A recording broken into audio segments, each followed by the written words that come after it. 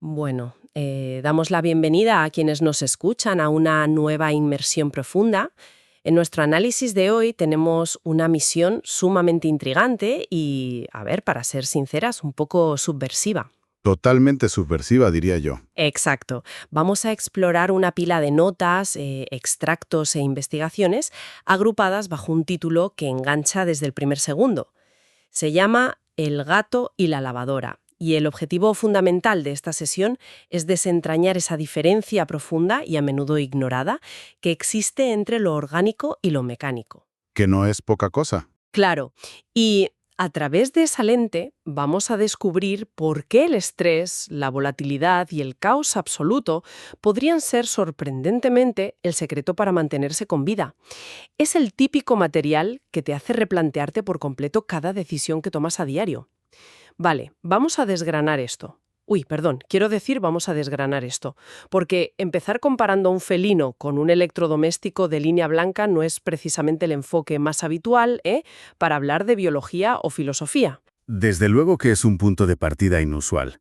Pero bueno, la verdad es que funciona de maravilla como analogía. Y creo que es vital establecer desde el principio que esta colección de apuntes y reflexiones no es un simple tratado de biología. Ya, va mucho más allá. Eso es. Trata sobre algo mucho más amplio. Trata de cómo entendemos el diseño del mundo que nos rodea. El material nos invita a cuestionar de raíz todas esas suposiciones modernas sobre qué es lo que hace que un sistema sea realmente saludable y duradero. De hecho, plantea una crítica bastante feroz a nuestra obsesión contemporánea por la eficiencia y sobre todo por la comodidad extrema. Fíjate que la premisa arranca estableciendo una dicotomía que parece muy obvia pero que tiene muchísima miga. Habla de la diferencia en cómo responden las cosas inanimadas frente a los seres vivos, cuando se les somete a estrés o a tensión. Las cosas inanimadas sufren lo que la ingeniería llama fatiga de materiales. Básicamente se rompen. Se rompen, exacto. Pero los sistemas vivos poseen una cualidad fascinante que en estas notas se denomina antifragilidad. Es decir, los organismos orgánicos no solo aguantan el golpe, sino que lo necesitan para mejorar. Hasta cierto límite, claro está. El ejemplo visual que se utiliza para ilustrar la parte inanimada me parece fantástico. Habla de un coche, un procesador de alimentos o unos simples pantalones vaqueros. Es un contraste brillante, la verdad. Porque todos hemos experimentado cómo un objeto inanimado simplemente se rinde ante el tiempo y el uso. O sea, unos vaqueros pueden lucir estupendamente a medida que se desgastan, especialmente si adquieren ese aspecto artesanal y vintage que tanto nos gusta. Estéticamente ganan, Pero estructuralmente están muriendo. tal cual. El algodón no se hace más fuerte por el roce, ni las fibras tienen la capacidad mágica de entrelazarse de nuevo para autorrepararse. Inevitablemente se van a convertir en trapos. Sin embargo, el mundo biológico opera bajo reglas completamente opuestas. El hueso humano no se desgasta por el uso como el tejido de unos pantalones, sino todo lo contrario, se vuelve más denso y fuerte cuando se le aplica un estrés episódico. Lo cual es alucinante si lo piensas. Y ojo, que esto no es charlatanería moderna. Es un principio médico formalizado nada menos que en 1892 por un cirujano alemán. Hoy en día se conoce como la ley de Wolff.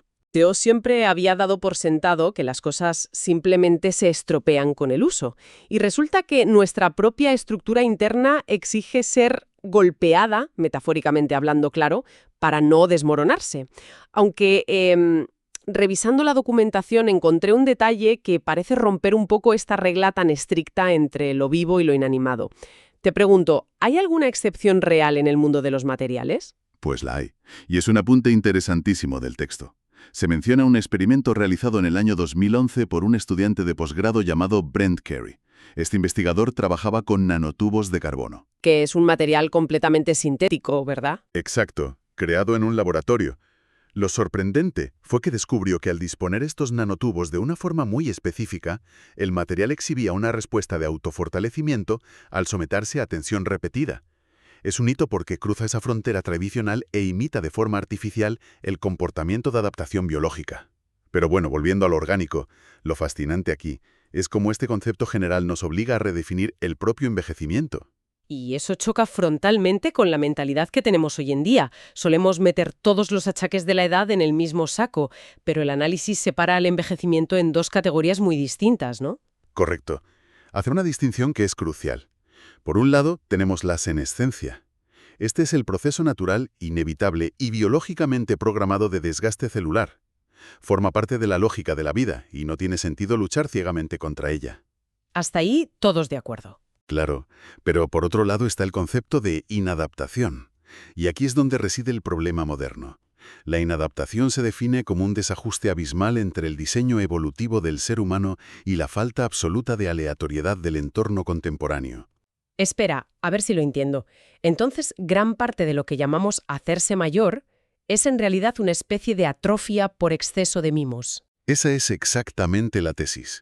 La comodidad excesiva, tener la temperatura siempre controlada en casa, la falta de sobresaltos físicos, todo eso se describe en estas reflexiones como una verdadera enfermedad de la civilización. Es una paradoja tremenda. Totalmente.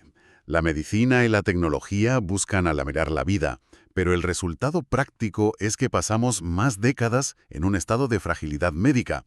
Al eliminar el estrés físico de la rutina diaria, se apaga esa antifragilidad interna.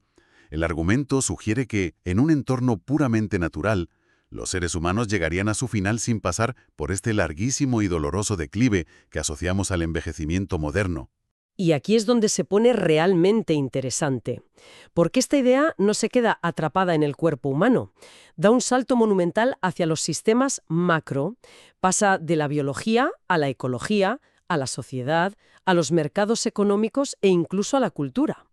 La hipótesis es que estas gigantescas construcciones humanas se comportan mucho más como un organismo vivo que como una máquina. Así es, las ideas, los rumores, las empresas, todo muta y responde al estrés. Por eso, el texto introduce la diferencia entre sistemas no complejos y sistemas complejos, que en el fondo es volver al título de la obra, la lavadora frente a la economía global. Y es una distinción técnica pero absolutamente esencial para entender cómo funciona el mundo. Verás, un sistema no complejo puede tener piezas extremadamente complicadas, como un reloj suizo, el ordenador que tienes delante o el motor de un avión. Una lavadora es complicada, sí, pero no es compleja porque carece de interdependencias ocultas.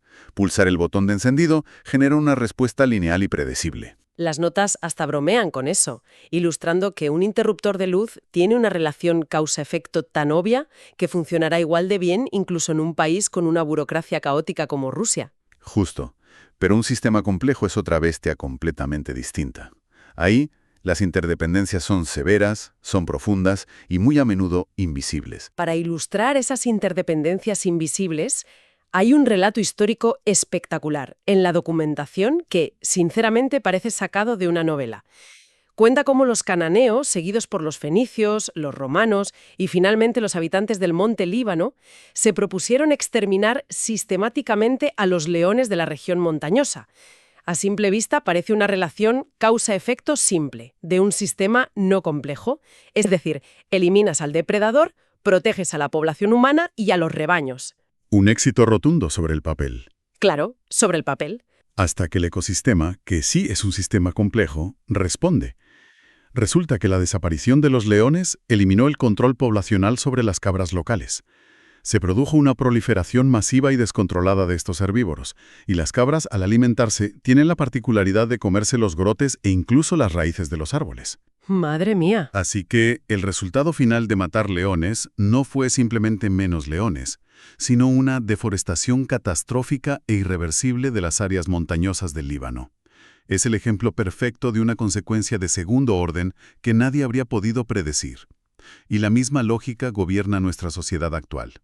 El colapso de una sola entidad bancaria en Nueva York envía ondas de choque inmediatas que destruyen los ahorros de jubilados en Islandia y paralizan proyectos de construcción en Mongolia. Es lo que en material define magistralmente como opacidad causal. Y resulta un poco aterrador darse cuenta de que vivimos rodeados de esta opacidad constantemente. En un sistema complejo, señalar con el dedo y decir «esto ocurrió por esta única razón» es casi una ilusión óptica. De hecho, hay un consejo bastante irónico en el texto que recomienda ignorar rotundamente a los periódicos y a los analistas de noticias. Sí, es un golpe directo a los medios. Totalmente. Lo dice precisamente porque su modelo de negocio se basa en inventar narrativas simples y falsas relaciones de causa-efecto para explicar eventos macroeconómicos o sociales que, por su propia naturaleza, son inherentemente opacos. Es una crítica muy aguda y nos lleva a una encrucijada. Si el mundo es opaco y la lógica deductiva falla tan estrepitosamente, la pregunta obligada es, ¿cómo se comunica entonces un sistema complejo? ¿Cómo sabe un cuerpo o un ecosistema que debe adaptarse? La respuesta que da el autor es radical, a través del estrés. El estrés como fuente de información. Eso es, el estrés es pura información. Los organismos vivos no leen informes estadísticos sobre su entorno para saber qué hacer. Descifran la realidad a través del impacto físico y la fricción. Y sobre esto hay una batería de ejemplos visuales en los textos que son fascinantes. Volviendo al tema de los huesos, si alguien consigue un trabajo de verano en una empresa de mudanzas subiendo pianos por las escaleras de Madrid, el esqueleto interpreta esa gravedad opresiva como un mensaje urgente de refuerzo y aumenta la densidad ósea. Pero el lado opuesto es increíble. Si un astronauta se va a pasar unos meses a una estación espacial flotando en la ingravidez, sus huesos se desmoronan por pura falta de información. El texto incluso menciona que pasar demasiadas horas haciendo ciclismo debilita la estructura ósea. Claro, al ir sentados y deslizándose suavemente, falta el impacto crudo del talón contra el suelo que le dice al hueso que debe mantenerse fuerte. El cuerpo humano es, en esencia, un decodificador de estrés ambiental. Un individuo que trabaja con las manos desnudas en una granja cooperativa soviética desarrollará unos callos gruesos e impenetrables. Es pura información traducida en protección física. Y pasa lo mismo con la piel. Exacto. El tono de la piel es otro canal de datos. Se aclara en ausencia de sol para captar vitamina D y se oscurece bajo radiación intensa para evitar quemaduras. Una respuesta genéticamente predispuesta por milenios de evolución, en climas dispares, ya sea en el Mediterráneo, en Irlanda o en el continente africano. Y fíjate que ni siquiera el intelecto humano escapa a esto en sus primeras etapas. ¿Te refieres a los niños? Sí. Para los niños pequeños, que aún no tienen desarrollada la corteza prefrontal para el razonamiento abstracto, el dolor agudo tras una caída desde un columpio es su único manual de instrucciones real. El dolor físico es su principal herramienta de gestión de riesgos. Y toda esta teoría sobre el estrés y la opacidad nos lleva a un descubrimiento médico de principios de los 2000 que da un vuelco tremendo a la medicina tradicional. No es solo una anécdota suelta, es un artículo fundamental publicado en la prestigiosa revista Nature en el año 2003, llevado a cabo por el equipo del investigador Gerard Karsenty. Siempre habíamos asumido que el envejecimiento es el director de orquesta que debilita el cuerpo, pero este estudio dice que el esqueleto tiene muchísimo más poder del que imaginábamos. Y supone un cambio de paradigma espectacular en la medicina. La visión ortodoxa afirmaba que la relación era estrictamente unidireccional. Es decir, el paso del tiempo produce el envejecimiento general del organismo, lo que a su vez causa la pérdida de masa ósea. Te haces viejo, luego tus huesos se vuelven de cristal. Sin embargo, Karsenty demostró que la relación es bidireccional. Que funciona en ambas direcciones. Exactamente. Y de hecho, la pérdida de densidad ósea, la falta de ese estrés estructural continuado, es lo que causa y acelera el envejecimiento de los órganos. Provoca alteraciones metabólicas graves como la diabetes y, en la biología masculina, precipita la pérdida de fertilidad y la disminución de la función reproductora. Un simple andamio pasivo que nos sujeta. Es un centro de mando en toda regla. Si no recibe el estrés del peso, asume que la batalla ha terminado y ordena al resto del cuerpo que envejezca. El texto ilustra esto de una forma muy poética, refiriéndose a una imagen catalogada como la figura 2. Muestra mujeres de sociedades tradicionales en la India, en diferentes regiones de África y en las Américas. Tienen una costumbre ancestral, la de transportar pesados cántaros de agua, ánforas o cestas de grano directamente sobre la cabeza. Hay hasta referencias a canciones populares levantinas alabando la elegancia de este acto. Una imagen poderosa, sin duda. Y tanto. Y tras toda una vida soportando esos quillos sobre el cráneo y la columna, estas mujeres muestran una salud articular y una postura que cualquier oficinista urbano envidiaría profundamente. Para ilustrar bien la perspectiva del autor. El argumento de los textos sostiene de manera categórica que esta clase de estrés natural, el cargar peso sobre la estructura ósea, Es infinitamente superior y más beneficioso que cualquier intervención farmacéutica moderna diseñada para frenar la osteoporosis. Es una postura fuerte. Muy fuerte. La crítica que lanza el autor es que estas soluciones orgánicas y gratuitas no generan patentes. Desde este punto de vista particular, el sistema médico no fomenta cargar peso simplemente porque no encaja en los márgenes de beneficio de las grandes compañías farmacéuticas.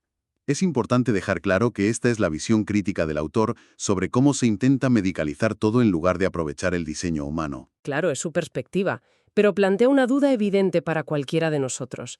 Si el estrés es tan maravilloso, ¿por qué la gente moderna que vive estresadísima todo el día se enferma tanto?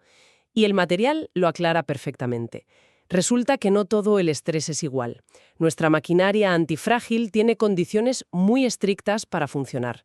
El cuerpo está diseñado para manejar magistralmente el estrés agudo, siempre y cuando vaya seguido de un periodo profundo de recuperación. El contraste es clave. Sí, el ejemplo que pone el texto es casi de película de terror cómica.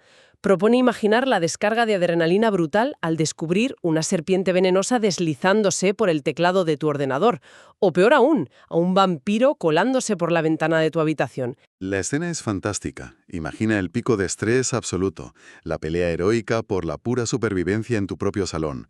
Supongamos que la persona sale victoriosa de la contienda con el depredador e incluso se hace un selfie triunfal junto a los restos del vampiro. Tras ese caos absoluto, si uno puede retirarse a un refugio seguro, prepararse una taza de té de manzanilla humeante y tumbarse a escuchar una sonata de música barroca, ese ciclo, que va del terror puro a la paz absoluta, resulta ser inmensamente beneficioso para el organismo. Se resetea el sistema. Eso es. El factor estresante entregó el mensaje de urgencia, activó los mecanismos de supervivencia y, crucialmente, el descanso posterior permitió que el sistema procesara la información y se adaptara para ser más fuerte. El contraste con la vida en una ciudad moderna es demoledor.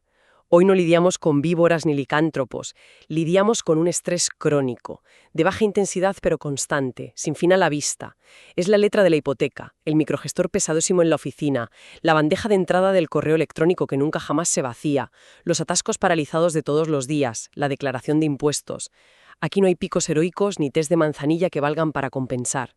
Es solo un zumbido constante de presión. Totalmente. Las notas comparan esta modernidad con la infame tortura de la gota de agua china. Una gota fría cayendo incesantemente en el mismo centímetro cuadrado de la frente.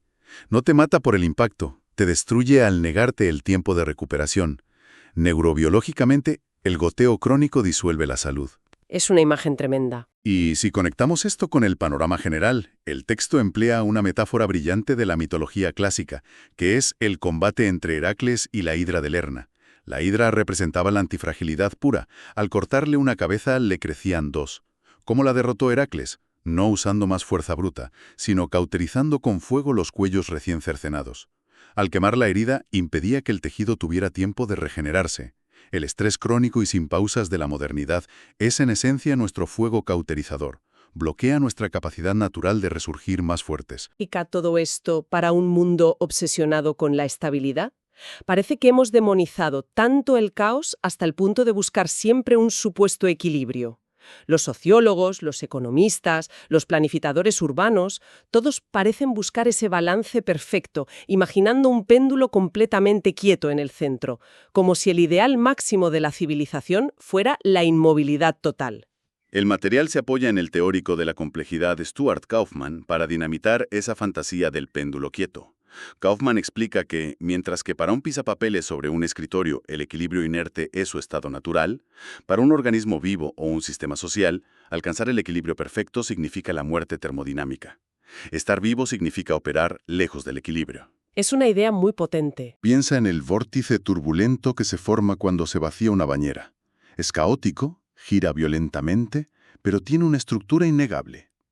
Para cualquier ser orgánico, la auténtica normalidad requiere volatilidad, intercambio caótico de información y, por supuesto, estrés ambiental. Y este rechazo radical al equilibrio nos adentra en la que posiblemente sea la sección más provocadora de todas estas reflexiones. Se trata de cómo la sociedad moderna ha extendido esta aversión a la volatilidad no solo al cuerpo físico, sino al terreno de las emociones. Y repito, para nuestra audiencia, que esta es la línea argumental cruda que presentan las notas, no necesariamente nuestra opinión. Plantean una condena casi poética al uso generalizado de medicación psiquiátrica, como el Prozac, para nivelar las fluctuaciones del estado de ánimo. Sí, es un tema delicado. Lo es. El argumento central del autor afirma que sentir ansiedad o una profunda tristeza no es necesariamente un error de software que haya que parchear médicamente. Más bien, argumenta que esas emociones sombrías son fuentes primarias de inteligencia existencial. El autor de las notas tiene una visión profundamente romántica y, diría yo, visceral sobre este tema. Sugiere que la melancolía que puede asaltar a alguien durante una tarde lluviosa de noviembre, y aquí cita a Berleni y sus sollozos otoñales, empuja a la mente a un estado de introspección y creatividad inigualables. El argumento subyacente es que si la industria farmacológica moderna hubiera operado en siglos pasados, habría extirpado el alma misma de la cultura occidental. ¡Ostras! De Edgar Allan Poe y ha apagado la poesía ardiente y trágica de Sylvia Plath. Hay un dardo envenenado espectacular contra la industria en este punto del texto.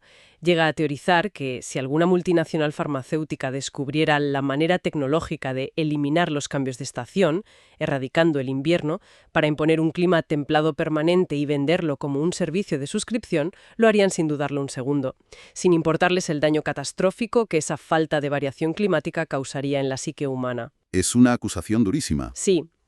Y esta necesidad de inyectar fricción se extiende también al intelecto y al propio aprendizaje. Se pone un ejemplo clarísimo con la adquisición de un nuevo idioma. Aprender idiomas es el caso de estudio perfecto para ver cómo el esfuerzo estructurado fracasa frente al caos natural. Nadie logra dominar fluidamente un idioma rellenando huecos en un libro de gramática o sentándose pasivamente en un aula a escuchar a un profesor. El cerebro se adapta bajo amenaza. Aprendes de verdad cuando estás perdido en un mercado de un país extranjero y necesitas imperiosamente comunicarte para poder cenar esa noche. Esa vergüenza, ese miedo a equivocarse, esa urgencia pura, ese es el estrés que obliga a los circuitos neuronales a reconfigurarse y retener las palabras a la fuerza. Para ilustrarlo, la documentación cuenta una anécdota fantástica sobre alguien llamado Chad García. Este hombre consiguió un nivel de ruso impecable de la manera más absurda y caótica posible. No contrató a un tutor de élite ni hizo un curso inmersivo de pago. Simplemente, durante un viaje a Moscú, las autoridades sanitarias lo encerraron por error en una sala de cuarentena de un hospital debido a una sospecha de enfermedad que al final resultó ser falsa. ¡Qué pesadilla! Ya te digo, atrapado allí durante semanas, sin traductores en el móvil, sin asistentes de viaje para allanarle el camino, y con la única compañía de libros de Tolstói impresos en cirílico, su cerebro no tuvo más remedio que descifrar el idioma para sobrevivir al tedio y a la incertidumbre del encierro. El texto usa esto para lamentar cómo los viajes modernos se han convertido en burbujas rodantes donde el inglés básico y las aplicaciones móviles eliminan cualquier atisbo de fricción. Y esto plantea una pregunta importante y nos introduce al concepto más brillante, en mi opinión, de toda la inmersión de hoy: la turistificación de la vida. Me encanta ese término. Es buenísimo. La expresión captura la tendencia moderna a tratar la existencia humana como si fuéramos, volviendo al inicio de nuestra charla, electrodomésticos. La sociedad nos entrega un manual de instrucciones milimétrico para la vida, eliminando quirúrgicamente todo rastro de azar, sorpresa o incertidumbre bajo la promesa sagrada de una comodidad y eficiencia absolutas. Es como vivir dentro de una maqueta perfecta, pero completamente estéril. Las notas atacan frontalmente esta existencia encasillada. Tener la agenda llena, ir a la ópera estrictamente a las 8 de la tarde del viernes, sonreír en eventos de networking programados, seguir dietas de 18 días midiendo cada caloría, en lugar de simplemente pasar hambre ocasionalmente porque no se cruzó ningún animal cazable en el camino. Una vida de manual. Exacto, pero fíjate que la crítica más afilada se la lleva la industria del fitness. Argumenta que en lugar de caminar por un bosque escarpado, donde sortear rocas y raíces exigen microajustes neuronales en cada milisegundo, pagamos dinero para subirnos a una cinta de correr sintética. Nos encerramos bajo luz fluorescente para repetir exactamente el mismo movimiento biomecánico miles de veces, exponiendo nuestras articulaciones irónicamente a lesiones por estrés repetitivo. Al leer estos pasajes, resulta evidente que la actividad física en nuestro pasado evolutivo no se experimentaba como un deber burocrático o una tarea en la agenda. Si se presenta una emergencia real, por ejemplo, un accidente donde se requiere levantar escombros pesados porque un niño está atrapado, el cuerpo humano accede de inmediato a reservas asombrosas de energía y fuerza natural. El estímulo es impredecible, quizás aterrador, pero está lleno de un significado vital. No tiene nada que ver con el gimnasio. Nada. En contraposición, las notas señalan lo absurdo de la obligación moral de arrastrarse un gimnasio a las 6 de la tarde, agotado por el trabajo de oficina, para levantar discos de metal bajo las órdenes de un entrenador personal pesado. La vida ancestral carecía de jefes, de horarios y de métricas, pero desbordaba estímulos caóticos que nos mantenían vitales y antifrágiles. Y en resumen, y tratando de condensar la inmensa cantidad de ideas disruptivas que hemos desgranado en esta sesión, creo que la conclusión principal es que aquello que aclamamos como los grandes triunfos de la civilización moderna, nuestros sofás ergonómicos, nuestras agendas predecibles y nuestros ambientes siempre climatizados, actúan en realidad como una sutil pero implacable lesión por estrés crónico. La especie humana alberga una sed secreta, primitiva y biológica, por el azar. Si cada instante de nuestro futuro fuera perfectamente predecible y seguro, algo dentro de nosotros simplemente se apagaría. Sin esa volatilidad y sin la posibilidad del caos, la vida pierde su sal, se convierte en un simulacro desabrido. Es una síntesis excelente. Y, a modo de colofón, basándome en los principios que acabamos de diseccionar, creo que hay una interrogante provocativa que debemos lanzar al aire, algo para reflexionar más allá de los textos. Adelante. Si la evidencia sugiere que los sistemas orgánicos y las mentes humanas se enferman y se marchitan cuando se les arrebata la fricción y se les aísla del error, ¿qué destino nos aguarda en la era de los algoritmos predictivos? Hoy en día, la tecnología de inteligencia artificial que domina nuestras pantallas tiene un único mandato: anticiparse a cada deseo, corregir cada error de tecleo, elegir la ruta más rápida sin tráfico y eliminar el más mínimo roce en nuestra toma de decisiones diaria. Si la búsqueda incansable de la comodidad física nos regaló las enfermedades metabólicas de la modernidad, ¿acaso estamos programando ahora mismo la turistificación definitiva, irreversible y absoluta de la propia cognición humana? Menuda imagen mental para cerrar.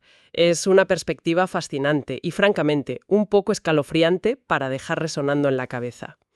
Esperamos de verdad que esta exploración filosófica y biológica a través de los límites entre lo orgánico y lo mecánico haya encendido tantas bombillas a quienes nos escuchan como lo ha hecho con nosotros.